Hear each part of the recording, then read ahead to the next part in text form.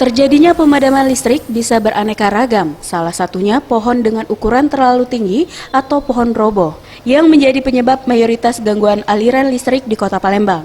Manajer PT PLN UP3 Palembang, Nanang Prasetyo menjelaskan, berdasarkan grafik komposisi, gangguan listrik terbesar disebabkan oleh pohon, kemudian layang-layang, hewan, hujan petir, serta kerusakan komponen jaringan.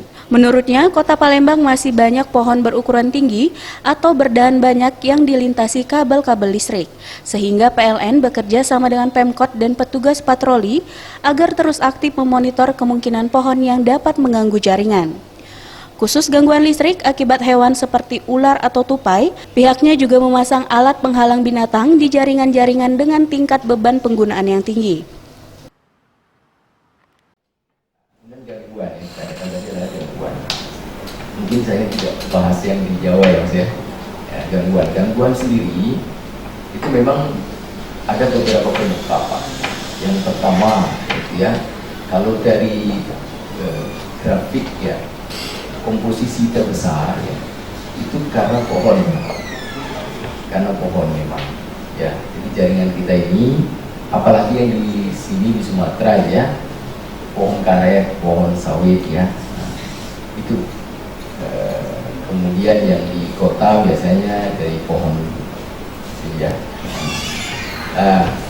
Kami pun juga sudah berkoordinasi hal ini ya dengan Pemkot. Ya, alhamdulillah Pemkot juga menyambut baik ya, mendukung sekali hal ini.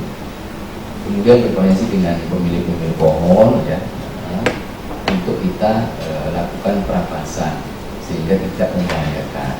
Sebenarnya masalah pohon itu tidak hanya menyebabkan listrik mati ya, tapi juga kami mengamankan ya, supaya aman ya.